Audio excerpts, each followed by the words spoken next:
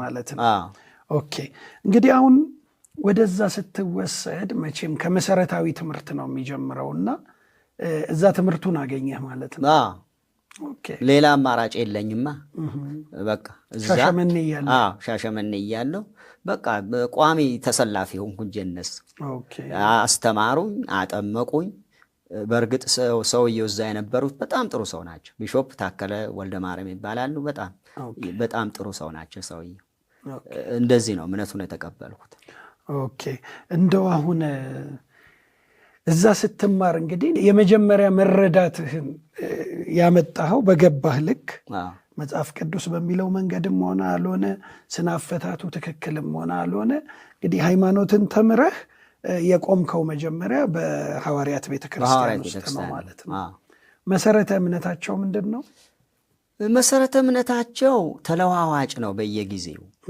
ተለዋዋጭ ነው አንደኛው ተነስቶ የሆነ ነገር ይልሃል ሌላው መጥቶ ሌላ ምክንያቱም እኔ በደንብ አሁን ይሄ እምነቱ ራሱ በደንብ ጠልቄ የተረዳሁት ከዶክተር ተስፋዬ ሮቤሌ ከተገናኘው በኋላ የሱም መጽሐፍቶች ማንበብ ከጀመርኩ በኋላ ተስፋዬን ከማግኘቴ በፊት መጽሐፍቶቹን ነው ማግኘት የጀመርኩት ከዛም በኋላ ነው የተረዳሁት እዛም ሆኜ ግን ብዙ ጥያቄዎች በውስጤ ነበሩ እያደኩ ስመጣ እያወቁ ስመጣ ብዙ መጽሐፍቶች እንትኑ ልክ እንዳይደለ እየገባኝ መጣ እንደውም በዚህ አጋጣሚ ስነግርህ አንድ ጊዜ አንድን አገልጋይ አወራሁት ይሄ ነገር ወዴት እየሄደ ነው ልክ ነው ወይ ብዬ ስጠይቀው ተው ዝም በል ጅማ ያጎቴ ልጅ ቴዎሎጂ አስተማሪ ነው ከሱ ጋር ብዙ እናወራለን የኛ ቤተክርስቲያን በዶክትሪን ዜሮ ናት አለ አገልጋይ ነው አሁንም እዛ አለ ስሙን መጥቀስ ባልችልም ለምን አንድ ነገር አንወስንም ስለኝ ቆይ እንጸልይ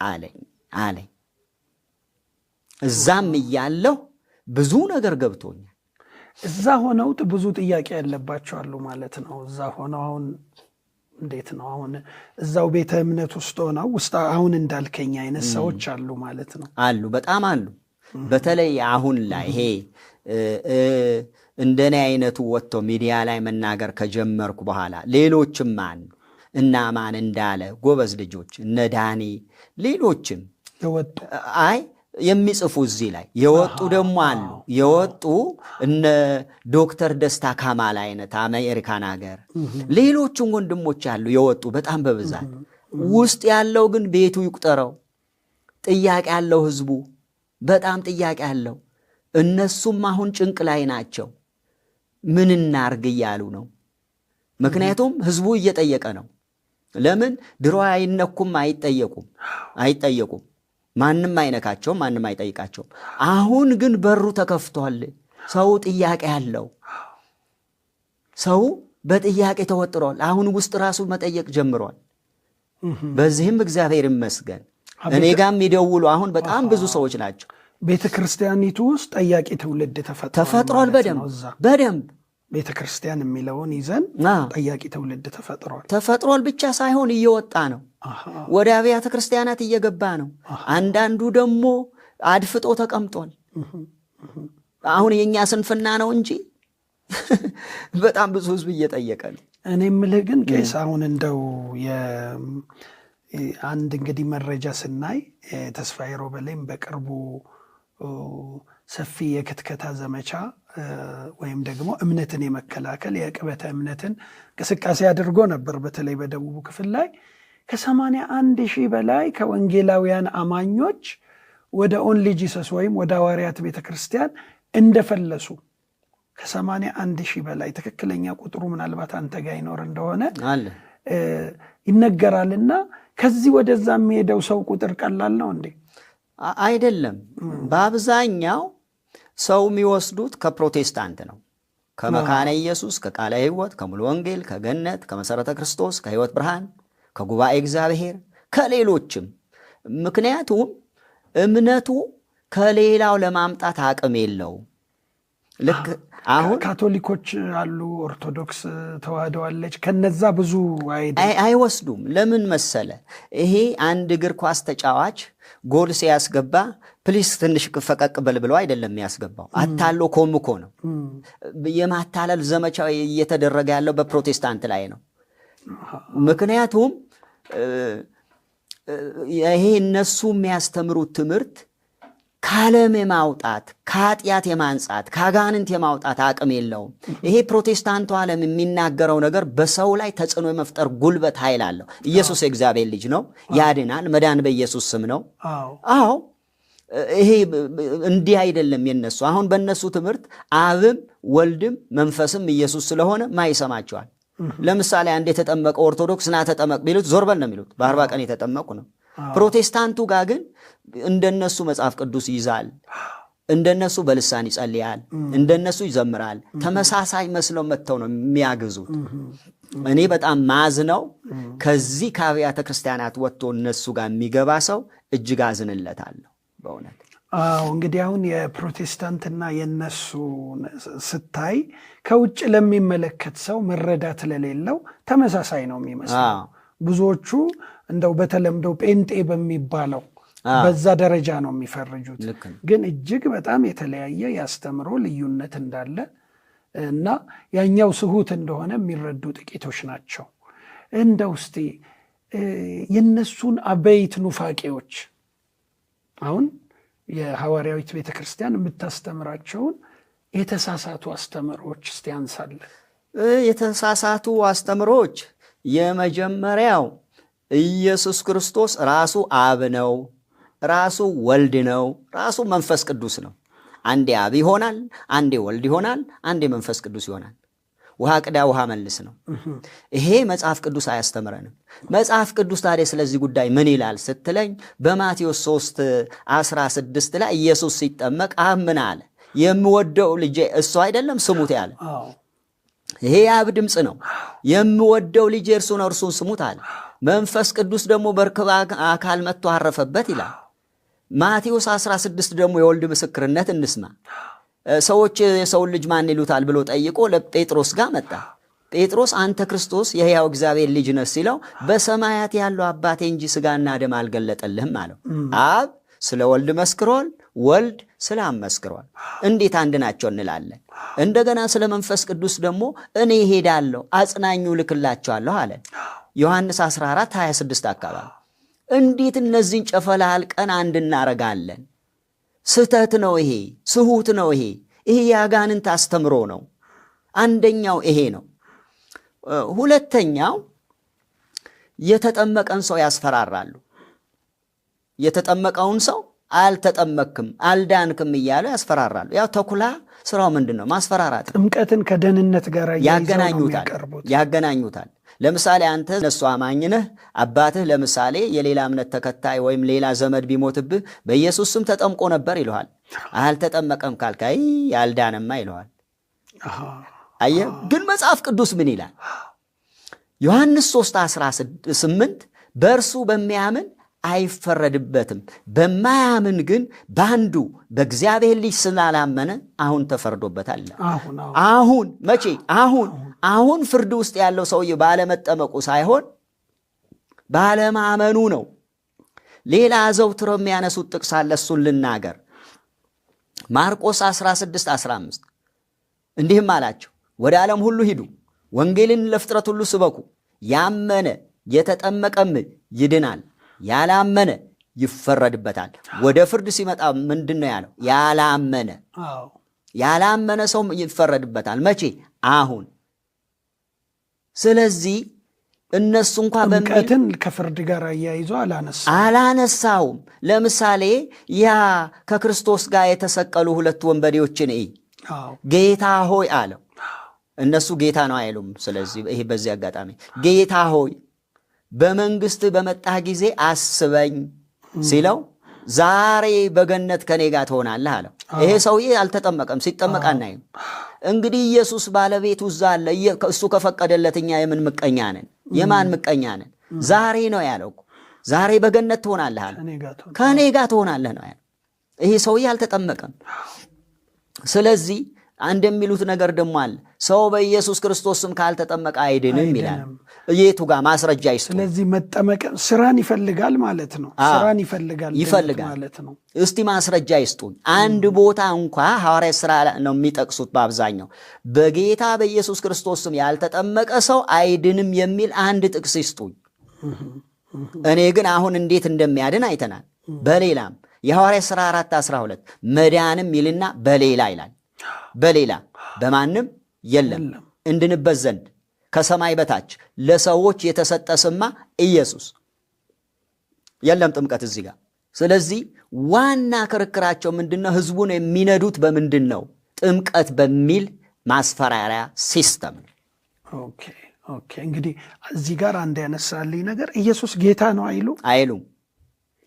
ግን ኢየሱስ አብ ነው፣ ኢየሱስ ወልድ ነው፣ ኢየሱስ ራሱ መንፈስ ቅዱስ ሆኖ እንዴት ጌታ ሊሆን አይችልም? በጣም የሚገርም ነው። እኔ የውልህ አንድ ጊዜ ወደ ፕሮቴስታንቱ ዓለም ከመጣሁ በኋላ ጉባኤ ላይ በአብዛኛው ኢየሱስ ጌታ ነው ይባላል። ለእኔ አዲስ ነው ይሄ ነገር፣ አልሰማሁም። ማዘ የለም አይባልም። ማሾፊያ ነው። ኢየሱስ ጌታ ነው ማለት ማሾፊያ ነው።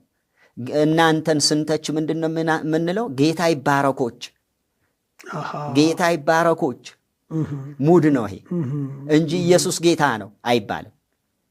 ምኑን ያመኑት ታዲያ? እነሱ እኮ እንደውም ኢየሱስን አግነው ያወጡ የሚመስል አይነት እንዲሁ በተራ አይን ስታየው እንደዛ የሚመስል ኢየሱስ ሁሉንም ነው ብለው እንዴት ነው ጌትነቱን ደግሞ የሚክዱት? የሚገርም ነገር ነው። ምን መሰለ ኢየሱስ ስንል የትኛው ኢየሱስ? ሁለተኛ ቆሮንቶስ 11:4 ላይ እኮ ሌላ ኢየሱስ አለ አይልም እንዴ? ልዩ መንፈስ አለ አይልም? ልዩ ወንጌል አለ አይልም? ልክ ነው እኮ ሌላ ኢየሱስ ነው። ኢየሱስ ጌታ ነው ካላልክ ሌላ ኢየሱስ ነው የምታምን። ሌላ መንፈስ ነው የገባብህ ማለት ነው። ሌላ ወንጌል ነው የያዝከው ማለት ነው። ወንጌል የሚመስል ኢየሱስ የሚመስል ሞክሼ አለ ማለት ነው። ሌላ ወንጌል የሚመስል ሌላ አለ ማለት ነው። ወደ ሞት የሚወስድ መንፈስ ቅዱስ የሚመስል ሌላ መንፈስ ገብቷል ማለት ነው። እኔ ወንድም ከዛ ነው ያስመለጠኝ። በጣም በጣም የሚገርም ነገር ነው። እንግዲህ እየቆየን በደንብ እናነሳቸዋለን። ቄስ እንደው አሁን እንግዲህ አንድ የሥላሴን አስተምሮ ነው የሚክዱት። ሁለተኛ በጥምቀት ድነት አለ ይላሉ። ሌሎች እስቲ ስሁት አስተምሮቻቸውን በደንብ እንድናይ ብዬ ነው። ስሁት አስተምሯቸው ሌላው ሰማያዊ ሥጋ ለቄስ ተገለጠላቸው የሚባለው ለመስራቹ። ለቢሾፕ ተክለ ማርያም ገዛኸኝ ይሄንን ትምህርት ተገለጠላቸው ነው። የእሳቸው መገለጥ ነው የሚባለው። ይሄ የእሳቸው መገለጥ የተባለው እንግዲህ እናት ቸርቻቸው የመጀመሪያ እናታቸው UPCI ትባላለች፣ አሜሪካን ሀገር ያለችው። እነሱ ናቸው ቄስ ተክሌን የሚያጠመቁ ሌሎችንም። ቄስ ተክሌ ከነሱ ጋር እየሰሩ ለ34 ዓመት በሙሉ እቺን ብትንትን ላንብበው። እሺ ጥሩ። ይሄ የኢትዮጵያ ሐዋርያት ቤተክርስቲያን የአቋም መግለጫ ይላል። የኢትዮጵያ ሐዋርያት ቤተክርስቲያን የአቋም መግለጫ ይላል። UPCI ጠቅላይ ቦርድ ከመስከረም 13 17 1996 ዓመተ ምህረት በቶሮንቶ ካናዳ ባደረገው ስብሰባ ለ34 ዓመታት የኢትዮጵያ ሐዋርያት ቤተክርስቲያን ከድንግል ማርያም የተወለደውን ኢየሱስ ክርስቶስ የሰው ዘር ያልተቀላቀለበት ሥጋ የሆነ ቃል ነው ብላ ስታስተምርና ስታምን የቆየችው በመቃወም ኢየሱስ አዳማዊ ተፈጥሮ ሰውነት ያለውም የማርያም ልጅ ነው፣ የእኛም ቦታ ሊተካ የሚችል የሥጋ ዘመዳችን የሆነ ቤዛ ነው በማለት የሰማያዊውን ሥጋ ትምህርት የተሳሳተና ከUPCI የእምነት አንቀጽ ጋር የሚጋጭ ትምህርተው ነው ብለውታል። የውጮቹ አሁን UPCI ምንድን ነው? እስቲ መጀመሪያ እና ቸርቻቸው አባረረቻቸው። ያው የዓለም አቀፉ ማለት ተቀማጭነቱን አሜሪካን ያደረገው የዚሁ የሐዋርያዊት ቤተክርስቲያን አስተምሮ ተከታይ ነው። ግን አሁን በተሰገው ወይም ደግሞ አምላክ ሰው ሆነ በሚለው ነገር ላይ ስለተለያዩ ቢሾፕ ተክለ ማርያም አሁን ከዛ ተባረው ነው የመጡት። ተባረው ነው ለ34 ዓመት አብረው ነበሩ። ስለዚህ አሁን ዓለም አቀፉ የሐዋርያዊት ቤተክርስቲያን ወይም ደግሞ አሜሪካን ሀገር ያለው አጠቃላይ የሐዋርያዊት ቤተክርስቲያን አመራሮችና ቸርቹ ራሱ ከኢትዮጵያ ቤተክርስቲያን ጋር ተፋቷል ማለት ነው። ተፋቷል፣ ተባረዋል እያልኩ ነው። ለ34 ዓመት እኮ ሲረዳቸው የቆየ እነ ተክሌንም ያጠመቀ ሌሎችም ብዙ አብያተ ክርስቲያናቶችን የገነባ ብዙ ትምህርት ቤቶችን የሰራ ልክ ይህን ትምህርት ከዛ የሰማያዊ ሥጋ ትምህርት ተገለጠልኝ ብለው እንትን ሲሉ ብዙ ጊዜ ተጠርተው ተመክረዋል።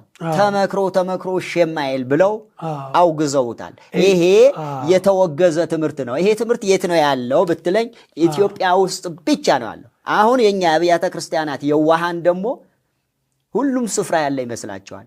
ይሄ አገር በቀል ኑፋቄ ነው። ኢትዮጵያ ውስጥ እየተሰበከ ያለው የቢሾፕ ተክለማርያም በስጋ የመገለጡ ጉዳይ ኢትዮጵያ ውስጥ ብቻ ያለ ነው። እንግዲህ አሁን ከአሜሪካኖቹ የለያቸው የዚህ የተሰገው ወይም ኢንካርኔሽን የምንለው አምላክ ሰው ሆነ፣ ቃልም ስጋ ሆነ፣ ጸጋና እውነትን ተሞልቶ በእኛ አደረ ነው ቃሉ።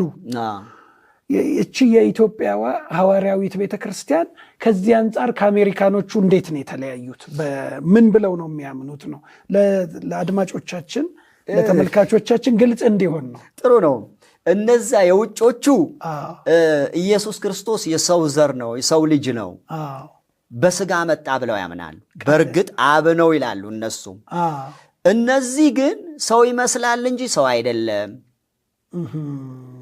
እንደገና ይሄ ክርስቶስ ኢየሱስ የያዘው ስጋ ከማርያም አልተካፈለም፣ ከሰማይ ዱብ ያለ ነው ነው የሚሉ። ስለዚህ ማርያም ራሱ መውለዷ ጥያቄ ውስጥ ገብተዋል ማለት ነው በእነሱ እንትን። ቃልም ስጋ ሆኖ በእኛ እንዳደረ ይሄኛው አይቀበልም ማለት ነው። አይቀበልም። ስለዚህ ተባረዋል፣ ከዛ ተባረዋል። አሁን የሚገርምህ ነገር ልክ አንበሳ የሚሆኑት እኮ ኢትዮጵያ ውስጥ ነው። ያውም ፕሮቴስታንት ጋር ሲሄዱ፣ ሌላ ቦታ አይደለም። ፕሮቴስታንት ጋር አንበሳ ናቸው። አሁን ሰማያዊ ስጋ ተገለጠላቸው ለቢሾፕ ተክለማርያም ማለት አሁን እዚህ ኢትዮጵያ ውስጥ ላለው እንቅስቃሴ ምናልባት በተለምዶ መስራችና ባለራእይ እሳቸው ናቸው ማለት ነው።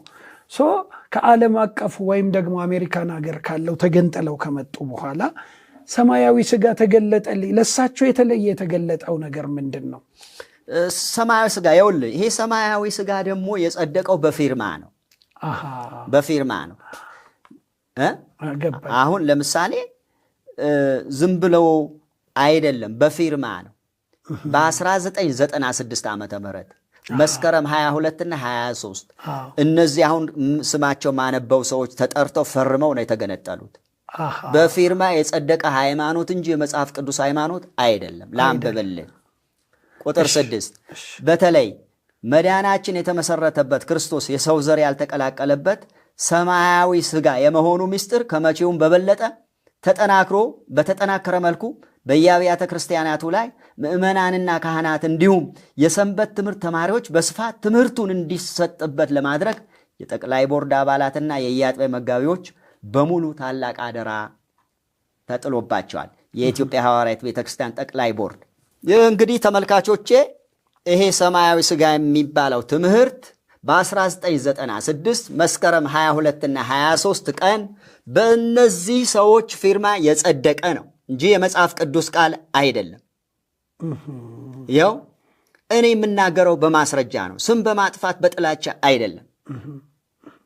ስንት ሰዎች ናቸው እሱ ላይ? 36 ሰዎች። 36 ሰዎች እንግዲህ ከአሜሪካኑ ከተገነጠለ በኋላ እዚህ አዲስ አስተምህሮ ማናቸው ቢሾፕ ተክለማርያም ሰማያዊ ስጋ ተገለጠላቸው። የእሳቸው መገለጥ በእነዚህ በ36 ሰዎች ጸደቀ ማለት ነው። ከዛ ነው ኢትዮጵያ ውስጥ አስተምሮ የሰፋው። ስለዚህ ኢትዮጵያ ውስጥ የምናየው የኦንሊ ጂሰስ አስተምሮ በዓለም አቀፍ ደረጃ ተቀባይነት የሌለውና በእኛ ሀገር ውስጥ የሚንሸራሸር ነው። ቅድም እኮ አልኩ እኮ አገር በቀል ነው አልኩ። ለምሳሌ አንዳንድ ሰዎች ገጠር አካባቢ ይሄ አክቲቭ ሰዎች አሉ። ይሄ ጠጅ ቤት ጠጅ የሚቀዱ አረቅ የሚቀዱ የሆነ ስራ የሚሰሩ ዶክተር ይባላሉ በተለምዶ፣ ግን ዶክተር አይደሉም። እኔ አሁን አንዳንድ ጊዜ ምን ይገርመኛል መሰለ፣ የኛ የጥንቱ ሐዋርያት እምነት ተከታይ ነን ይለዋል። ሞክሼ ይሄ ሞክሼ ነው አይደለም። የጥንቱ ሐዋርያት እኮ ስለ አብ ስለ ወልድ ስለ መንፈስ ቅዱስ አስተምረዋል። ሐዋርያነታቸው እኮ የጸደቀው እኮ በአብና በአብ ልጅ በኢየሱስ ክርስቶስ ነው። አብን ክደው ወልድን ክደው መንፈስ ቅዱስን ክደው ሐዋርያ አልተባሉ። የበጉ ሐዋርያት የተባሉት እኮ በዚህ ነው። እና ይህን ትምህርት አጥብቀን ልንቃወመው ይገባል። ልናወግዘው ይገባል። ምክንያቱም እዛ እኮ እየተበላ ያለው እኮ ወገናችን ነው። ውድ የሕይወት ቲቪ ቤተሰቦች በንባብም እንደዚህ አይነት ደግሞ ትምህርት ሰጪ የሆኑ ነገሮችንም በመከታተል ያለንን ግንዛቤ መረዳት ልናዳብር፣ እንደገና ደግሞ እንደ ቤተ ክርስቲያን መሪዎች እንደ መጋቢያንም እንደዚህ ልምድ ያላቸው ከሕይወታቸው ቆርሰው ከሚያስተምሩን ሰዎች ትምህርት በመቅሰም ከኑፋቄ መንጋውንም ደግሞ ከተኩላዎች የመጠበቅ ከሐሰተኞች የመጠበቅ ግዴታና ኃላፊነት አለብን። ዛሬ እንግዲህ ከቄስ ኃይሉ ዘሪሁን ጋር ያለኝን ውይይት እያካሄድኩ ነው ያለሁት። አብራችሁን እንድትሆኑ በድጋሚ ጋብዛለሁ። እንደው ቄስ አንተ አብዛኛውን ጊዜ አሁን እኔም እንግዲህ ስከታተል ካወቅኩ ጊዜ ጀምሮ ሰው ወንጌልን የሚመሰክረው ላልዳኑት ነው፣ ወይም ደግሞ የወንጌል እውነት ላልገባቸው ነው። አንተ ግን ብዙ ጊዜ ለወንጌላውያን አማኞች ነው ስትመሰክር የምትውለው ለእኛ ማለት ነው። እና እንዴት ነው እስቲ እንደው ይህንን ለተመልካቾቻችን አስረዳልኝ።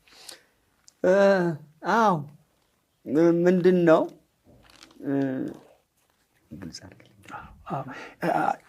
ሰው ወንጌልን የሚመሰክረው ላልዳኑ ወገኖች ነው፣ ለሌሎች ወንጌልን ላላወቁ፣ ጌታን እንደ ግል አዳኛቸው ላልተቀበሉ።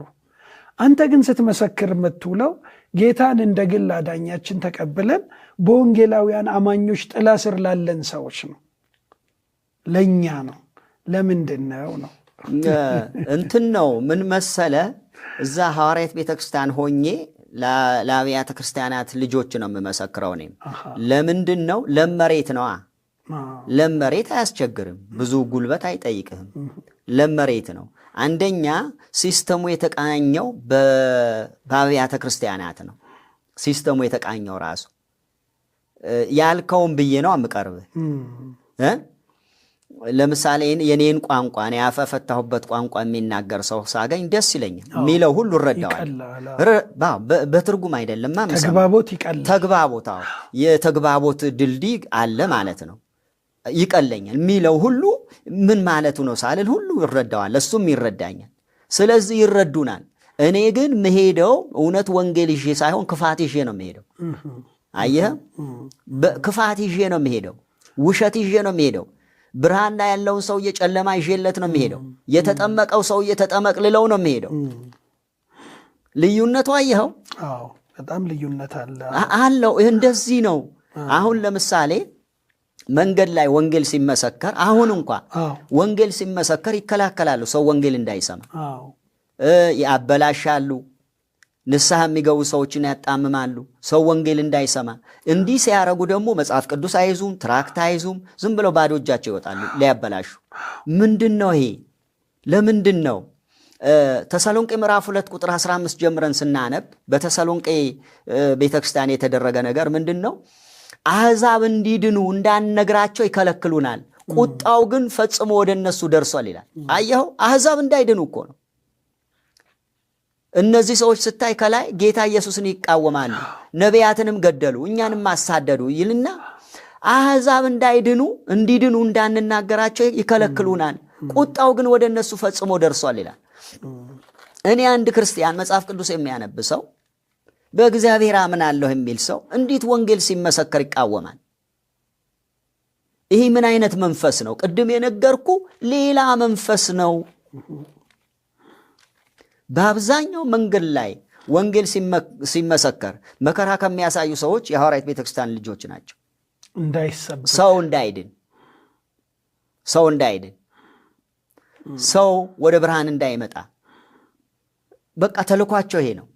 ለምሳሌ ኮንፍራንስ ሲደረግ ይሄዳሉ። ኮንፍራንስ ላይ የወንጌላውያን አማኞች ኮንፈረንስ ላይ ይገኛሉ። ቢሮም ይመጣሉ። የተለያየ ቦታ ይሄዳሉ። መጽሐፍ ይገዛሉ። ብዙም በፊት መጽሐፍ የላቸው። መጽሐፍ ከፕሮቴስታንት ነው የሚገዙ። ይሄዱና ጌታን ሲቀበል ሰዎች ያያሉ። ቀስ ብለው ያጠምዳሉ። ሲወጣ ያናግራሉ። ባለፈው ዶክተር ተስፋዬ ስልጠና በሚሰጥ ጊዜ አዋሳ ሄጄ ነበር። ተስፋዬ ሮቤሌ አዋሳ ነበርኩ እና ጥቁር መነጽር አድርጌያለሁ፣ ኮፍያ አድርጌያለሁ፣ ሰው እንዳያይ። ገቡ። ቅዳሜ ዕለት በተለይ ገቡ። አየኋቸው። አንዳንዶቹ እኔ ከኋላ ሆኜ ተደብቄ ለአስተናጋጆችን ነገርኩ። እንዲህ አሉ፣ እየቀረጹ ነው፣ ሌላ ክፋት እያረጉ ነው። ወዲያው አናውስ አረገ። ዶክተርም ስሙ፣ ጥያቄ ጠይቁ፣ መብታችሁ ነው፣ ችግር የለም፣ ስለመጣችሁ ዌልከም አላቸው። ውጡ አይደለም ያላቸው፣ አልሰደባቸው። ስሙ፣ ተማሩ፣ ግን ጥያቄ ጠይቁ በጨዋነት አላቸው። አየ ሾልከው ገቡ አይልም ይሁዳ ላይ ሾልከው ገቡ። ሾልከው ነው የሚገቡት። ለምሳሌ አብያተ ክርስቲያናት በጣም በሰፋበት ሀገር አገልጋይ ይልካሉ። ቸርች ይከራያሉ። እስቲ ናና አምልክ ይሉታል። ቀስ በቀስ ይገዘግዙታል። ሌላው ደግሞ አገልጋዮችን ማዳከም ነው። የአብያተ ክርስቲያናት አገልጋዮችና ምዕመናንም መለያየት፣ ማዳከም ስራው ይሄ ነው። እነዚህ ሰዎች አሁን ወንጌልን ወዳላመኑ አዳዲስ ስፍራዎች፣ አዳዲስ ቦታዎች አገልጋዮቻቸውን አይልኩም ማለት ነው። የሚልኩት ወደ ወንጌላውያን አማኞች ነው። አዎን፣ ምክንያቱም አንተ አልዳንክም ብለው ነዋ።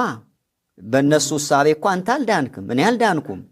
ለእነሱ የአምልኮ ዘይቤም ተመሳሳይ፣ በሌላው ባላዋቂው ዘንድ አንድ አይነት የሚመስል ሁኔታ ያለው ከወንጌላውያን ጋር ነው። አሁን ለምሳሌ ልሳን ይናገራሉ። እነሱ በልሳንም ላይ ሌላ እምነት አላቸው። ቆይ ልሳን እናነሳዋለን። ልሳን ይናገራሉ። አብያተ ክርስቲያናትም ልሳን ይናገራሉ ብዙዎቹ። እንደገና ይዘምራሉ አብያተ ክርስቲያን፣ እነሱም ይዘምራሉ። አብረው ስትንበረከክ ይንበረከካሉ። ኦርቶዶክስ ጋር ወይም ሙስሊም ጋር ወይም ካቶሊክ ጋር ወይም አድቬንቲስት ጋር ቢሄዱ ይህንን አያገኙ፣ በፍጹም አያገኙ። የሆዋ ምስክር ጋር ቢሄዱ አያገኙ። ስለዚህ የሚመቻቸው ማን ነው? ፕሮቴስታንትን ነው። በተለይ ቃለ ሕይወት፣ መካነ ኢየሱስ ተጎጂ ናቸው በጣም። የኔ ቤተክርስቲያን ሲዳማ ያለችው ገነት፣ ሙሉ ወንጌል፣ መሰረተ ክርስቶስ፣ ሕይወት ብርሃን፣ እነዚህ ነባር ቸርቾች፣ ጉባኤ እግዚአብሔር፣ እነዚህ በጣም እየተጎዱ ነው። ስለዚህ ሲስተማቸው በጣም ከባድ ነው። ለምሳሌ ይቀርቡሃል፣ ጓደኛ ያረጉሃል። የሰሙ ይመስልሃል አንተ የምትለው፣ በጭራሽ አንተ የምትለው አይሰሙ። እነሱ ይናገራሉ እንጂ አይሰሙህም። ደግሞ የተወሰነ ጥቅስ ነው የሚያጠኑት። ከዛ ውጪም ሙሉን አሁን እኔ መጽሐፍ ቅዱስ በደንብ ሙሉን የገባኝ ወደ ፕሮቴስታንት ከመጣሁ በኋላ ነው። ሙሉን ሐሳቡ አይደለም፣ ቁንጽል ነው የሆነ ነገር 1 2 3 እንትን ቁጥር ነው የሚያነቡት። እሱን ይዘው ነው የሚበሩት። ጥራዝ ነጠቃ እንጂ ይሄ ሙሉን አንብበ ዘፍጥረት ለምን ተጻፈ፣ ከዘፍጥረት እስከ ዘዳግም ያለው ምንድን ነው፣ የሕግ መጽሐፍ በሆኑስ እንዴት ነው የምታውቀው? ማን ነው የጻፈው? ስለምን ተጻፈ? ይሄ ተከራክሮ መርቻ ነገር፣ በቃ ሰዎችን ማሳሳቻ ተከራክረው የሚረቱባቸውን ውስን ጥቅሶች የቃሉን ክፍሎች አጥንተው ነው የሚወጡት ነው የምትለኝ? አዎን፣ ግራ ማጋባት ከዛ ግራ ማጋባት። ሥላሴ አጋንንት ነው ይለዋል። እኔ ደግሞ ኦኬ አጋንንት ከሆነ እኮ ከመጽሐፍ ቅዱስ ማስረጃ ይስጡን። ሥላሴ አጋንንት ነው የሚል መጽሐፍ ቅዱስ ውስጥ ካለ እንደዛ ይላሉ። አዎ ሥላሴ አጋንንት ነው የሚል መጽሐፍ ቅዱስ ውስጥ ካለ አሳዩኝ ነው እኔ የምለው። አጋንንት ነው ሲሉኝ እኔ አላነበብኩም፣ ካለ አሳዩኝ። ምዕራፍ ስንት ቁጥር ስንት እላቸዋለሁ። አያሳዩኝም። እሺ እኔ ላሳያችሁ እላቸዋለሁ። እናንተ እኔ ላሳያችሁ ሌላ እላቸዋል። 1 ዮሐንስ ምዕራፍ 4 ቁጥር 2 ጀምሮ ምን ይላል? ኢየሱስ ክርስቶስ በሥጋ እንደመጣ የማይታመን መንፈስ ከማን ነው? ከአጋንንት ነው። ኢየሱስ ክርስቶስ በሥጋ እንደመጣ የማያምን ደግሞ ምንድን ነው? ከእግዚአብሔር ነው። ያው እኔ ማስረጃ አለኝ። እንዲህ ያሳዩኝ ነው የምላቸው። በሥጋ አልመጣም ካላችሁ የክርስቶስ ተቃዋሚ ናችሁ። ከአጋንንት ነው። ይኸው መጽሐፉ ነው የሚለው። እናንተ ደግሞ ሥላሴ ማለት አብ ወልድ መንፈስ ቅዱስ ለመጥቀስ እኮ ነው የምንጠቀምበት አይደል እንዴ? ቃሉ የለም መጽሐፍ ቅዱስ ላይ የምትል መከራከሪያ ሁልጊዜ ያቀርባሉ። አዎ እኔ አሁን እሱን እንተውና እስቲ ስለ አብ ስለ ወልድ ስለ መንፈስ ቅዱስ እናውራ። አብ የለም፣ ወልድ የለም፣ መንፈስ ቅዱስ የለም። እንደውም 1 ዮሐንስ ምዕራፍ 1 ላይ ምንድን ነው የሚለው? ኅብረታችን ይላል ከአባት ጋር ከልጁም ከኢየሱስ ክርስቶስ ጋር ነው ይላል። ቆሮንቶስ ሁለተኛ ቆሮንቶስ 13 አካባቢ ምንድን ነው የሚለው? የጌታ ኢየሱስ ክርስቶስ ጸጋ፣ የእግዚአብሔር አብን ፍቅር፣ የመንፈስ ቅዱስ ኅብረት ከማን ጋር ይሁን? ከሁላችን ጋር ይሁን። አሜን ይሁን። ይህን የሚቃወም እኮ ትውልድን የተነሳብን፣ ትውልድን የሚበላ ነገር እኮ ነው የተነሳብን። ሰዎች እኮ ከዘላለም ሕይወት እኮ አውጥቶ ወደ ሞት የሚልክ ነገር እኮ ነው የመጣብን። ቀላል ነገር እኮ የመጣ አይምሰልህ እኮ እኔ ወንድም። እኔ እኮ ሰሚ አጣሁ። እሄዳለሁ ደግሞ አብያተ ክርስቲያናት ሄጃለሁ፣ ከዋኖች ጋር ተነጋግሬያለሁ። ካውንስል ሄጃለሁ፣ ከዋኖች ጋር ተነጋግሬያለሁ። ከብዙዎች ጋር እነጋገራለሁ። እግዚአብሔር ቃለ ሕይወትን ይባርክ። አሜን አሜን። እንግዲህ ወደ ከ81,000 ሰው በላይ ከወንጌላውያን አማኞች ወደ ኦንሊ ጂሰስ ወይም ሐዋርያዊት ቤተ ክርስቲያን ሲሄድ ያልቆሙ ያልጸኑትን እያሳቱ ደግሞ ባላቸው ስትራቴጂ በማህበራዊ ተግባቦት እየቀረቡ ጥቂት ያጠኗቸውን የመጽሐፍ ቅዱስ ክፍሎች እየነገሩ ጠቅላላ አውዱን ሳያሳዩ የሚወስዱበት ሂደት አለና እንደው በወንጌል ምንድን ነው አሁን ወንጌላውያን አማኞች ላይ እንደውም ብዙ እንደሚያፌዙ ይነገራል። ለነባሮቹ አብያተ ክርስቲያናት ስም ሁሉ አውጥተው ይቀልዳሉ ይባላል አይደለ? ይቀልዳሉ። እያንዳንዱ በጣም ጸያፍ ስም ነው የሚጠሯቸው። መካነ ኢየሱስን፣ ቃለ ሕይወትን፣ ገነትን፣ ሙሉ ወንጌልን፣ መሰረተ ክርስቶስን በጣም በጸያፍ እኔ እዚህ ጋር መግለጥ አልፈልግም። መግለጥ ባያስፈልግም ኢስነ ምግባራዊ የሆነ እንደው አምናለው ወንጌልን በእጄ ጨብጫለሁ ከሚል የትኛውም ግለሰብም ሆነ ተቋም በማይጠበቅ ደረጃ እንግዲህ እንደዛ እንደሚያደርጉ ይታወቃልና እኛ ጋር ያሉ ድክመቶችን እናውራ። ተጽዕኖ እንኳን ባትለው በዚህ ደረጃ ማቆጥቆጥ የቻሉት እንዴት ነው? ምንድን ነው መሰለህ፣ አውቆ የተኛ ቢቀሰቅሱት አይሰማም ይባላል። አውቆ እኮ ነው አብያተ ክርስቲያናት እኮ የተኛ። ሳያውቁ ቀርተው ነው ብለህ ነው? እየተበዘበዙ ያሉ እነሱ አይደሉም እንዴ?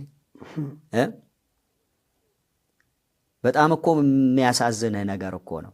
ለምሳሌ አገልጋዮቹስ ነፍሳት እንዲህ ሲዘረፉ እንዴት ነው ደስተኛ ሆነው የሚኖሩት? እንዴት ነው ቤት ገብተው እንጀራ የሚበሉት? ለምሳሌ መጽሐፍ ቅዱስ እንደሚለው የማይጸኑትን ነፍሳት ያታልላሉ ይላል። አንዳንድ ይሄ በኃጢአት የወደቁ ሰዎች፣ እንደገና በቤተ ክርስቲያን ውስጥ የማይገዙ ሰዎች፣ ሌሎችም አንዳንዶችም አሁን የኢኮኖሚ አቅማቸው በጣም ከፍተኛ ስለሆነ በዛም አታለው ይወስዳሉ። በዲስፕሊን የታገዙ ሌሎችም በሌሎችም ግን ሆኖም ማንም ይሁን የሰው ዋጋ የኢየሱስ ክርስቶስ ደም ስለሆነ ቀላል አይደለም እና አብያተ ክርስቲያናት በእውነት ሊነቁ ይገባቸዋል።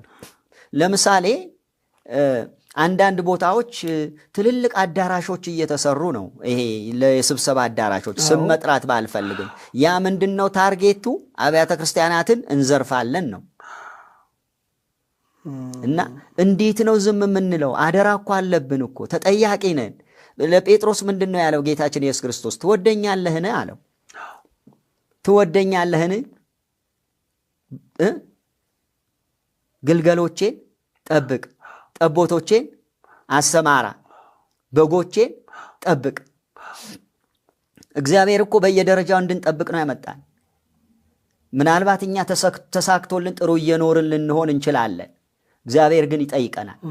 በእውነት እግዚአብሔር ይጠይቀናል። ይሄ ለአብያተ ክርስቲያናት መሪዎች ነው የምለው። እግዚአብሔር ይጠይቃቸዋል። ምናልባት አንዱ ተስፋዬ ብቻውን ምን ያመጣል? ለ30 ዓመት ታግሏል። አሁንም እየታገል ምን ያመጣል ብቻውን? እኛ ካልደገፍ ነው፣ እኛ ካልረዳ ነው። እኔ እንኳ አሁን እንኳ ማንም ከኔ ጋር የሚቆም የለም። ማንም ከገነት ቤተክርስቲያን እኔ መሸኛ ይዤ ነው ወጣሁት። ለምን? አይኔ እያየ ይኸው መሸኛዬ አለ። መሸኛ ተሰጥቶኝ መሸኛ ይዤ ነው ወጣሁት። ኦኬ። ለምንድን ነው ከገነት ቤተክርስቲያን የወጣው? ይሄን ኑፋቄን ለመመከት ባለህበት ሆነህ ምናልባት እንደው እዛው ባለህበት በገነት ቤተክርስቲያን ሆነህ ይህንን ማድረግ እንዴት አልቻልክም? አጥቢያ ነው። አጥቢያው ይፈልገኛል። ስራው ሰፊ ነው። አጥቢያው ስራው ሰፊ ነው። ስራው ይበደላል። አባልነቴ ገነት ቸርች ነኝ። በጣም መወዳት ቤተክርስቲያኔ ናት። አባልነቴ እዛው ነኝ። የተከበሩ መሪዎች አሉ፣ እግዚአብሔር ይመስገን። ግን አጥቢያ ላይ ስራው ሰፊ ነው። የጸሎት ጊዜ አለ፣ የማንበብ ጊዜ አለ፣ የማስተማር ጊዜ አለ፣ የወንጌል ስርጭቱ ስራ አለ፣ ብዙ ስራዎች አሉ፣ የእሁድ አገልግሎቶች አሉ። እንዲህ ወጥቼ መስራት አልችልም። ዛሬ እዚህ የመጣሁት ለኢንተርቪው በራሴ ስለምንቀሳቀስ ነው እንጂ እዛ በሆነ አልችልም። የሆነ አገልግሎት ይኖራል፣ የሆነ ነገር። ስለዚህ እኔ ከቤተ ክርስቲያኔ ጋር በመጣላት በመጥፎ ስነ ምግባር ሳይሆን የወጣሁት የነፍሳት ነገር ግድ ብሎኝ ነው። ወንጌል ባልሰብክ ወዮልኝ አለ ጳውሎስ። እኔም ወዮልኝ። ይሄ ነው እንግዲህ ባለፉት ዓመታት ከሄድክበት መንገድ በተቃራኒ አሁን ደግሞ በቀረህ ዘመን ሌሎችን ለመመለስ ሙሉ ጊዜን ሰጥተህ ለመትጋት በመፈለግ ማለት ነው። እንደው እንዳንረሳ የልሳኗን ነገር እንሄድባት። ልሳን ምንድን ነው መሰለ? አልዳንክም ብለው አንድ ሰው ወስደው ከዚህ ያጠምቁታል፣ እንደገና ያጠምቁታል። በመንፈስ ቅዱስ ተሞላህም ይሉታል። በልሳን ካልተናገርክ ደግሞ አልዳንክም ይለዋል። መጽሐፍ ቅዱስ ደግሞ ምን ይላል? ቆሮንቶስ 12 ላይ ሁሉስ በልሳን ይናገራሉን ይላል። 12 ላይ ቆሮንቶስ 12 ሁሉስ በልሳን ይናገራሉን ይላል። ሁሉ ታምራት ያደርጋልን ይላል። አየ ቃሉን እንኳ በአግባቡ አይረዱ። እንግዲህ ይሄ ትልቅ ሐዋርያ ነው። ቆሮንቶስ መልእክት ተጻፈው ተሳስተዋል ማለት ነው። እሱ እንዲህ ሲል አልዳኑም ማለት ነው ሰዎቹ። ስለዚህ እኮ ከክርስቶስ ውጭ ለድነት የሚያስፈልጉ ብዙ ነገሮች አሉ ማለት ነው። ሌላም አለ። መጠመቅ ይፈልጋል፣ ልሳን መናገር ይፈልጋል። እሺ መክሊት አላቸው ደግሞ። መክሊት ማለት ንግድ ነው። እሺ መክሊት ማለት እሁድ አሁን አንተ የቃለ ሕይወት ቤተክርስቲያን አባል ነህ፣ አገልጋይ ነህ። በቃ ሱፍህ ለብሰህ ቦርሳህን ይዘህ መጥተህ አገልግለህ ቤተሰብህን ይዘህ ቀጥታ ወደ ቤት ነው የምትሄደው። ሐዋርያት ቤተክርስቲያን ግን ምግብ አለ፣ ምግብ ትበላለህ ለመክሊት ተብሎ። ማን ያዘጋጀው? ምእመናን። እሺ ቸርች ውስጥ እዛው። እሺ ጥብስ አለ፣ ክትፎ አለ፣ ቆሎ አለ፣ ቡና አለ፣ ውሃ አለ፣ መውደድ አለ። የማይሸጥ ነገር የለም። እነዛን በመላው ኢትዮጵያ ነው ይሄ የሚደረገው። እነዛ ብሮች ከገጠር ተሰብስበው ወደ አዲስ አበባ ይመጣሉ። ይሸጣል ነው ያ መብሉ ይሸጣል። አሁን መክሊት ካልሰራህ አትድንም። ብላና ክፈል ነው፣ ተገልገል። አዎ ይሄ ነው በጣም እንዲፈረጥሙ ያደረጋቸው በኢኮኖሚ። ካልሰራህ አትድንም። አሁን እሱም ክትፎውንም ምሳውንም በልተህ እሱም ከደህንነት ጋር ግንኙነት አለው። በቃ እዛ ሐዋርያት ቤተክርስቲያን አጠገብ ያሉ ነጋዴዎች እንዴት እንደፈዘዙ አላውቅም። እነሱ ግብር ይከፍላሉ፣ እነዚህ ግብር ሳይከፍሉ ይነግዳሉ። ምን ሆነው ነው? ሆቴሎች ምን ሆነው ነው? ሱቆች ውሃ እንኳ አይሸጡም እኮ። በሃይማኖት ከለላ ነው። በሃይማኖት ከለላ ንግድ ነው፣ ከፍተኛ የሆነ ንግድ። መክሊት ይባላል እሱ። መክሊት ይባላል። ስለዚህ ሰው ተበድሮ ተለቅቶ እዛ ቤተ ክርስቲያን ውስጥ የሚዘጋጀውን ድግስ በመብላት እና በመክፈል ለደህንነቱ ደግሞ ማሰብ አለበት። አሁን ካልበላህ ሌላ ጽንፍ ይያዝብሃል። ይሄ ሰውዬ ምን አስቦ ነው ትባላለህ። ከድነት ጋር ግን ያገናኙታል። እንደው በእውነት አሁን መክሊት ካልሰራህ አትድንም። አሁን የትኛውን ኮንፍራንሳቸው ላይ አሁን ውጭ ሄዶ ሰው አይበላም፣ እዛው ነው የሚዘጋጀው። ለምሳሌ ዋራ ትልቅ ስብሰባ ነው፣ ሲዳማ ክልል ይርጋለም መሄጃ መንገድ። እዛ ላይ አሁን ድንኳን ተደኩኖ በሬ ስንት በሬ ታርዶ በቃ ትልቅ ገቢ። እንዴ በመኪና ተጭኖ እኮ ነው ብር የሚመጣ ነው ወንድም። ለመክሊት ተሸጠበት። ገንደባ የሚባል አለ ወላይታ ውስጥ፣ ሀዲያ ውስጥ አለ፣ ጉጂ ውስጥ አለ። ብዙ ትልልቅ ኮንፍራንሶች አዲስ አበባ አለ። እኒህ መክሊት ማለት የገንዘብ ማሰባሰቢያ ሲስተማቸው ነው። ስለዚህ በአብዛኛው በኢኮኖሚ የፈረጠሙት በዚህ በመክሊት በሚባል ንግድ ነው። በጣም የሚገርም ነው። ስለዚህ አንዲት ሴት መክሊት ካልሰራህ አትድንም። ለምሳሌ የአባቶች መክሊት የሚባል አለ። አባቶች በተለይ ያደራጇቸው።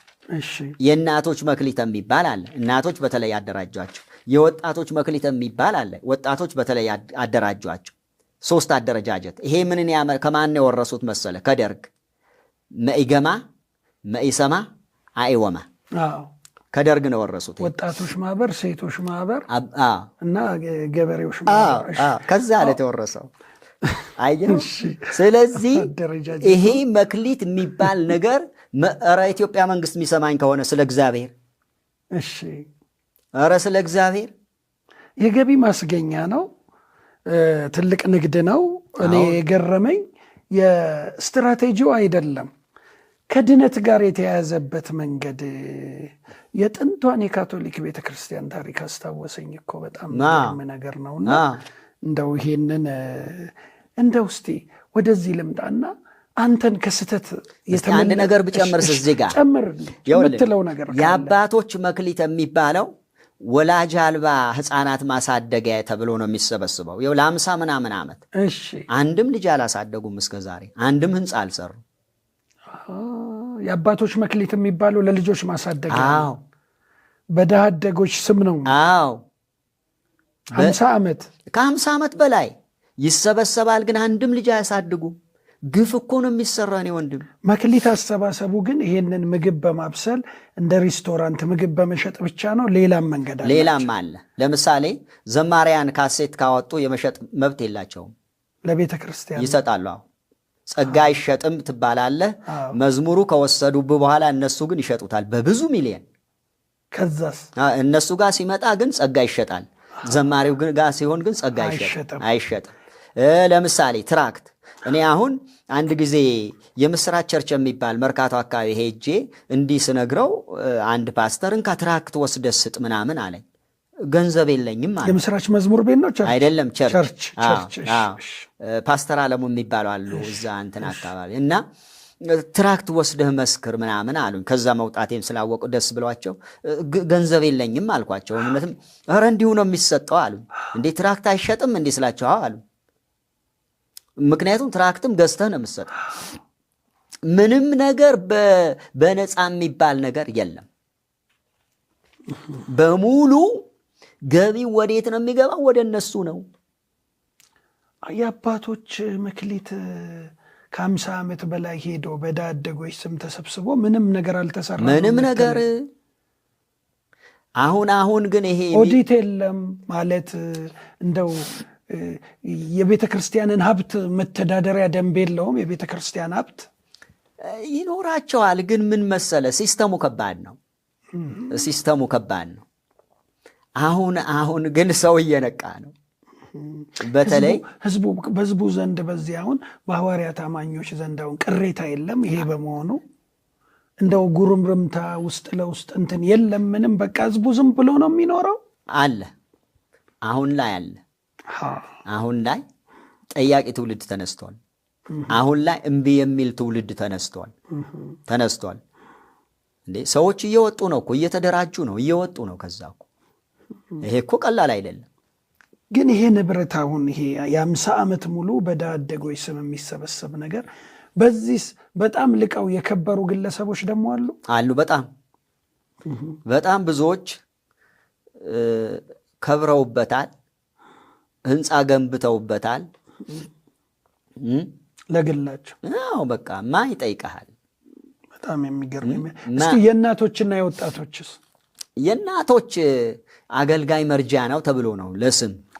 አገልጋይ አባቶች ለሕፃናት ተብሎ ነው። አገልጋይ መርጃ ነው እየተባለ ነው። አገልጋዩ ግን በየምድረ በዳው በረሃብ ነው የሚያልቀው። አንተ አሁን አገልጋይ ነበር። እኔ ለምሳሌ ይኸውልህ አገልጋይ ነኝ። 10 ወረዳ አገልጋይ ሆኜ 200 ብር ነው የሚልኩልኝ በወር ደሞዝ። አዎ። በምንድን ነው ታዲያ የምትኖረው? እግዚአብሔር ነው የሚያኖረኝ። እናቴ እዛ 50 ኪሎ ሜትር ርቀት ላይ ስላለች ምግብ ትልክልኛለች። እንደገና ደግሞ እግዚአብሔር ደግሞ የተባረኩ ምእመናን ሰጠኝ። በኋላ ቆይ እንደውም ብልህ አሁን የስንት ዓመት ነው ይሄ አሁን የምትነግረኝ ነገር? የቆየ ታሪክ ነው። እና እንደገና በኋላ ላይ ቢሾፕ አንዴ ቢሮ ገብቼ አግኝተውኝ አናግረውኝ፣ እሳቸው እንኳ ሩህሩህ ናቸው። በምንድን ነው የምትሰራው? እንዲህ ነው ስል ደምንም ለምነው 200 350 ገባ። 150 አስጨመሩልኝ ቢሾፕ ተክለማርያም። ያውም ገና ሰበካው ጽፈት ቤት ሄጄ ደብዳቤ አጽፌ መጥቼ ነው የተሰጠኝ። ይሄንን ደብዳቤ እዛን ጊዜ የተጻፈልኝ ይሄ ለምሳሌ የምታዩት ይሄ 150 ብር የተጨመረበት እንትን ነው። እስቲ ዓመተ ምሕረቱ መቼ ነው? በጣም የቆየ 97 ነው። 97 150 350 ብር ነበር ደሞዝ። ስለዚህ ለአገልጋይ እንረዳለን ሲሉ ፌክ ነው።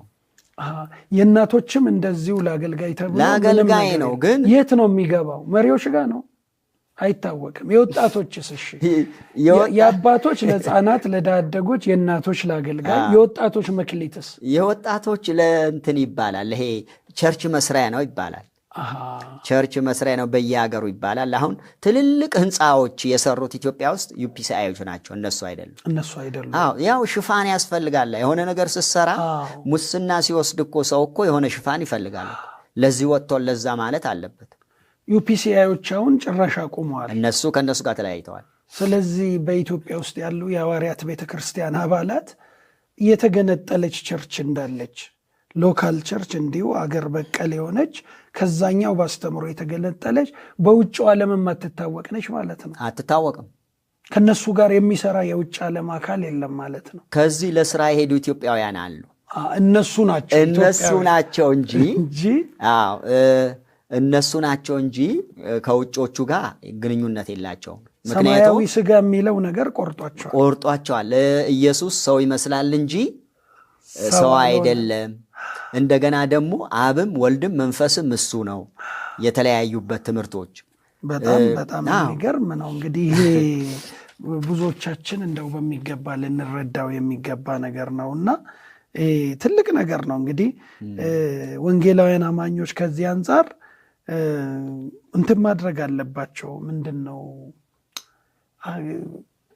ስልታቸውን መቀየር አለባቸው። አሰላለፋችንን መቀየር አለብን እኛ ብዬ ነው መናገር ያለብን። እና አንተን የመሳሰሉ ደግሞ ሰዎች ለዚህ ትልቅ አስተዋጽኦ ይኖራቸዋል ብዬ ነው የማስበው። እና እስቲ እዛ ያያቸው ልምምዶች እንዴት ነው? ቤተ ክርስቲያን ውስጥ የቅድስና ጉዳይ፣ የአመራር ጥራት ምናምን እንደዚህ አመራር ምን መሰለ ከባድ ነው። እዛ ቤት አመራሩ በጣም ከባድ ነው። ረቅጠህ ደብድበህ ግዛው ነው። ጥያቄ የለም። አትጠይቅም። አሁን ክብር ለእግዚአብሔር ይሁን። በተለይ ይሄ ሶሻል ሚዲያ ላይ ወተን መናገር ከጀመርን በኋላ ሰው መጠየቅ በፊት እኮ ምንም አትጠይቅም። ምን መብት አለ? ለምሳሌ እኔ ገነት ቸርች አገልጋይ ነኝ። ገነት ቸርች ክልል እሄዳለሁ። አጥቢያው ባትመልስልኝ ክልል እሄዳለሁ። ክልል ባይመልስልኝ ደግሞ ዋና ጽሕፈት ቤት እሄዳለሁ። ዋና ጽሕፈት ቤት ባትመልስልኝ ደግሞ ቦርዶች አሉ። መጨረሻ እስከዛ ድረስ መሄድ ይቻላል። እዛ ግን ከባድ ነው። አስተዳደራቸው እንትን ነው፣ ቡድናዊ ነው። የተወሰኑ ሰዎች ናቸው፣ የተወሰኑ ቡድኖች ናቸው። አሁን በተለይ ድሮ ድሮ ደህና ነው። አሁን ላይ ግን ወደ ቡድናዊነት መጥቷል። ከባድ ነው። የአሁኑ ከባድ ነው፣ እጅግ ከባድ ነው። በጣም ነው። እንግዲህ አሁን ምንድን ነው አንተ እንግዲህ ከዛ ወጥተሃል፣ እግዚአብሔር ረድቶሃል። ደግሞ ከመጣህም ወዲህ ብዙ ስራ እየሰራህ ነው። አንደኛ ለቤተ ክርስቲያን አሁን ለወንጌላውያን አማኞች በተለይ ደግሞ ተጋላጭ የሆነ ወጣት አስበህ መሪዎቻችንን አስበህ እንዳጠቃላይ የወንጌላውያን አማኞች ሚዲያውን አስበህ የምትሰጠው እስቲ እንደው ምክርና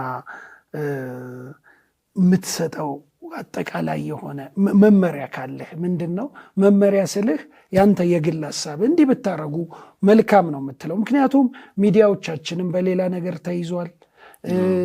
እርስ በርስ ግላዊ ክብርን ሀብትን ለማሳደግ የሚካሄድበት የግል ሹመትና ዝና የሚፈለግበት ጊዜ ላይ ደርሰናል። ቅሬታዎች አሉ የሚታገሉ፣ ነገር ግን በእግዚአብሔር ስም ብዙ የሚነገድበት ነው። እዚህም ጋር ችግር አለብን ገና እና ምንድን ነው አንተ ያለ ምክር በተለይ ተጋላጭ የሆነ ወጣት መሪዎችንም አስበህ ሌላውንም ምን ትላለህ ለእኛ? አሁን መነሳት አለብን። ልክ ነህምያ እንዳለው መሳለቂያ እንዳንሆን እንነሳና እንስራ አለ። መነሳት አለብን። አሁን እኮ ወደኛ ሜዳ መጥተው ነው እየሰሩ ያሉት እነሱ ሰዎች። ለምን እኛ በደንብ ተጠናክረን ሄደን እነሱ ሜዳ ላይ አንሰራ? አሁን ሁለት እግር ኳስ የሚጫወቱ ሰዎች ጠንካራው ቡድን ደካማው ጋር ሄዶ ነው የሚጫወተው። አሁን እያረጉን ያሉ እንደዚህ ነው። እኛ ነን ወደ እነሱ እኮ በራቸው አንኳኩተን ሄደን መመስከር ያለብን። እነሱ ግን ተገላቢጦሽ እኮ ነው። አሁን እነሱ መጥተው እኛን እየመሰከሩልን ነው። ይህም ከምንድን ነው ብትል ከራሳችን ስንፍና ነው። እኔ በጣም ከሚገርመኝ ነገር አንዳንዴ በደንብ ከገባኝ በኋላ በጣም ነው ያዘንኩትም የሳቅኩትም። መልስ አላችሁ እኮ፣ መልሱ እኮ እናንተ ጋር ነው። እንደ እግዚአብሔር ቃል ስናይ መልስ ያላችሁ እኮ አብያተ ክርስቲያናቶች ናችሁ። ምን ሆናችኋል? እንደ ቃለ ሕይወት ምን ሆነች? ሙሉ ወንጌል ምን ሆነች? ገነት ምን ሆነች? መሰረተ ክርስቶስ ምን ሆነች? መካነ ኢየሱስ ምን ሆነች? ሕይወት ብርሃን ምን ሆነች? መልስ እኮ ያላችሁ እናንተ ናችሁ። እንዴ እነዚህ ሰዎች እኮ በእግዚአብሔር ልጅ አያምኑም። የእግዚአብሔር ልጅ ምንድን ነው? በእነሱ ቱታ ነው። እንዴት እንዴ እግዚአብሔር ቢሾፕ ተክለማርያም ኮት ለብሶ መጣ አሉ እግዚአብሔር። መንፈሳዊ ልጃቸው ደጉ ከበደ ቢሾፕ ደጉ ከበደ ደግሞ ቱታ የማዳን ቱታ ለብሶ መጣ አሉ። ወንድማቸው ሰለሞን ከበደ ደግሞ ከረባቱን አስቀምጦ መጣ አለ። ይኸው አለ ስልኬ ላይ አለ እኮ ምሳሌ ሲሰጡ ነው። አዎ እንዴ በስጋ መጣ ለማለት ነው። ይሄ አብ የለበሰው ስጋ ነው። ኢየሱስ ማለት ምን ማለት ነው? አብ የለበሰው ስጋ ነው። ውስጡ አብ ነው፣ ላዩ ምንድን ነው? ወልድ ነው። ገብተዋል? ግን አይደለም። መጽሐፍ ቅዱስ እንደዚህ አይደለም። ዮሐንስ 5 ቁጥር 26 አብ በራሱ ሕይወት እንዳለው ለወልድም በራሱ ሕይወት እንዲኖረው ሰጥቶታል ይላል እንጂ በድን አምላክ አይደለም እኔ የማመልከው። ራሱ ማንነት ያለው ራሱ ሕይወት ያለው ራሱ ፐርሰን የሆነ ነው እንጂ የሆነ ነገር ደርቦ የመጣ የሆነ ነገር ለብሶ የመጣ ድሪቶ የደረበ አምላክ እኔ የለኝም። ምሳሌው ራሱ ምሳሌ ጥልቅ የሆነ ነገረ መለኮታዊ አስተምሮ የሚመጥንም አይደለም። ስለዚህ አብያተ ክርስቲያናት አሁን ምክንያቱም ከዛ ቤት የሚወጡ ሰዎች ማበረታታት አለባቸው። አንደኛ ለምን ቤቱን የሚያውቁ እነሱ ናቸው። እነዚህ ሰዎች ስልጠና ማግኘት አለባቸው። እነዚህ ሰዎች መበረታታት አለባቸው። እነዚህ ሰዎች በግል መደራጀት አለባቸው። በግል ከአብያተ ክርስቲያናት ህብረት ጋር ሆነው ተደራጅተው መስራት አለባቸው። ለምሳሌ እሳት ጎረቤትህ ላይ ከተነሳ ተሯሩጠህ የምታጠፋው ለምንድን ነው? እኔም ጋር ይመጣል ብለህ ፈርተህ ነው። ቤቱን ለማዳን ብቻ ሳይሆን እኔም ጋር ይመጣል፣ እኔም ቤት ይቃጠላል። አዎ አሁን እኮ እያንዳንዱ እኮ አብያተ ክርስቲያናት ዝም ማለት የለባትም። በተለይ ሲዳማ፣ ወላይታ፣ ጉጂ፣ ሃዲያ፣ ጋሞን፣ ጌዴኦን፣ ቦረናን፣ ኦሮሚያን፣ አዲስ አበባን ትልቅ ስራ ይጠይቀናል። ለምሳሌ ትግራይ ላይ፣ አማራ ክልል ላይ፣ ምስራቅ ላይ አቅም የለውም። እነዚህ የዋሆቹ ጋር ነው የሚሄደው እንጂ አቅም የለውም። ምክንያቱም እዛ ወንጌልን መስበክ ዋጋ ያስከፍላል። አዎ እነዚህ የጠራቸው ቦታዎች ላይ ግን ያመነ ክርስቲያን አለ። ይመቻቸዋል። ገብተዋል? ይመቻቸዋል። ድሮ አንድ ጨዋታ ነበረ፣ ይሄ ካርታ ጨዋታ ገበያ ላይ ቀዮም መኔናት ጥቁሮም መኔናት። ቀዮም መኔናት ጥቁር። አሁን እኮ ጨዋታው ቀዮም መኔናት ጥቁሮም መኔናት ሆነ እኮ ጨዋታ፣ ካርታ ጨዋታ ቀዮን ያየ እየተባለ እንደዚህ አንድ የሚያምታቱት ነገር ነበረ ሌቦች ገበያ ላይ። እንዲህ ነው እኮ አሁን አልዳንክም። እንዴት በኢየሱስ ያመነ ሰው አልዳንክም ትለዋል? ገና ሄደ ሳትጠመቅ አድንም፣ ልሳን ሳትናገር አድንም፣ መክሊት ካልሰራህ አትድንም፣ ኢየሱስ አብ ነው ብለህ ካላመንክ አትድንም። ይሄ እኮ ማስደንበሪያ እኮ ነው። አንዳንዴ ገጠር አካባቢ ስንሄድ ወደ ክፍለ ሀገር ምናምን በቅሎ ፈረስ ላይ የሚጋልቡ ሰዎች መኪና ሲመጣ ይደነብራል፣ ከመስመር ይወጣል። እነሱም ስለሚያውቁ ያቆሙታል፣ ወይም ወርደው ይዘው ይቆማሉ። አንዳንዴ ስታይ አንዳንዱ ግን ደንብሮ ሰውየውን ይዞት ይሄዳል። አሁን እኮ ይሄ የሐሰት ትምህርት እኮ አስደንብሮ ይዟቸው እየሄደ እኮ ነው። ልጆቻችን እንመልሳቸው። የቃሌ ድምፅ የምትሰሙ በአንድም በሌላ ተታላችሁ ወደዛ ኑፋቄ ሄዳችሁ በጌታ በኢየሱስ ክርስቶስ ስም እለምናችኋለሁ፣ ወደ እናታችሁ ቤት ተመለሱ። በእውነት ተመለሱ። ቤተ ክርስቲያን ልበሰፊ ናት። ቤተ ክርስቲያን የይቅርታ ቤት ናት። ተመለሱ። ድህነት በኢየሱስ እንጂ በጥምቀት አይደለም። የልጁ የኢየሱስ ክርስቶስ ደም ደግሞ ከኃጢአት ሁሉ ያነጻናል ተብሎ ተጽፏል። አዎ ተመለሱ። በሞቅ ሞቅ በግርግር አትሂዱ። አሁን ደግሞ አንድ የተጀመረ ነገር አለ፣ የአደባባይ ዙረት። ብዙ ነው። አዋሳ ላይ ወላይታ ላይ ስታይ አንድ ሰው ቤት አይቀርም። እነሱ ናቸው ልክ ሙስሊሞች ይሄ የስግደት ቀን ሁሉ ይሄድ የለም ወደ ስግደት፣ ልክ እንደዛ ጀምረዋል። እነዚህ ምን ለማድረግ ነው? አለን ብዙ ነን ነዋ። አደባባይ ላይ ዝም ብሎ መዞር ይዞራሉ። እየዘመሩ ምን እያሉ ይዞራሉ። አዎ እንዲህ ነው መዝሙሩ ደግሞ አብርሃም በተባረከበት በረከት እኔም ተባርኬያለሁ እያሉ። እንዴ አብርሃም እኮ የአብርሃም ዘር እኮ ክርስቶስ ነው። አብርሃም እኮ በሰማያዊ ሥጋ አላመነም። አብርሃም እኮ አመነና ጽድቅ ሆኖ ተቆጠረለት ነው የሚለው። እምነቱን ነው ጽድቅ ሆኖ ተቆጠረለት፣ በጥምቀት አይደለም፣ በልሳን አይደለም፣ በልሳንም አይደለም፣ በመስራት አይደለም። እኔ በጣም ነው አሁን ላይ እኮ እየተገረምኩ ያለሁት። አንዳንድ አብያተ ክርስቲያናት ጋር ዞር ብዬ ሳይ አዝናለሁ። ሚዲያው አለ፣ አቅሙ አለ፣ የሰው ኃይል አለ፣ እውቀት ያለው ሰው በሽ ነው። ምንድን ነው እንዲህ ያደረገ? ለምን? ትልቅ ነገር ነው። እንግዲህ ውድ ሕይወት ቲቪ ቤተሰቦች ቄስ ኃይሉ ዘሪሁን የዛሬው የቃለ ሕይወት እንግዳችን ነው። እንግዲህ ከዚህ ቆይታችን እጅግ ረብ ያለው የሚጠቅም ምናልባት ደግሞ የሚያባንነን እንዲህ ነው እንዴ እንድንል እንድናነብ ተነስተን እንድንጠይቅ የሚያደርጉን ነገሮች እንደተናገረ ተስፋ አደርጋለሁኝ። እንግዲህ አሁን እስቲ ወደ ዝግጅታችን ወደ ቃለ መጠይቃችን ማጠቃለያ ደርሰናል። ቄስ ኃይሉ አንተ እንግዲህ በአሁኑ ወቅት ይህንን የሐዋርያዊት ቤተክርስቲያን ኑፋቄ በግልህ በመዋጋት ላይ ወይም ደግሞ በመከላከል ላይ ብዙዎችን በማዳን ስራ ላይ እንዳለህ ነግረህናል። እግዚአብሔር እንዲረዳህ በጣም እንጸልያለን። ምናልባት ይህንን አጋጣሚ ተጠቅመ ይሄን ስራ እየሰራው ነውና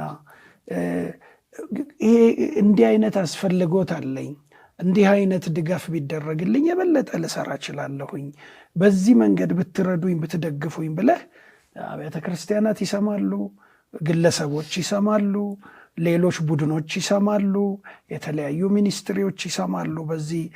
በዚህ ነገር ላይ የሚሰሩ እምነትን በመከላከል በቅበተ እምነት ላይ የሚሰሩ የተለያዩ ወገኖች ይሰማሉ እና በዚህ መንገድ ልደገፍ፣ እኔ በዚህ መንገድ ብትረዱኝ የበለጠ መስራት መዘርጋት እችላለሁ የምትለው ነገር ካለ እባክህ ጥሪ አቅርብ እስቲ። አዎ እግዚአብሔር ይመስገን።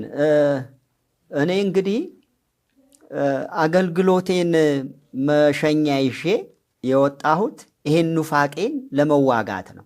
ሌላ ዓላማ የለኝም። እኔ የጉራጌ ማህበረሰብ ነኝ። ሰርቼ መብላት ምችል ሰው ነኝ። ብሰራ ከማንም በላይ መኖር ምችል ሰው ነኝ። ግን የተቀበልኩት አደራ አለ። እኔ የዓይን ምስክር ነኝ። ከሰው ሰምቼ አይደለም ይሄ ማወራችሁ።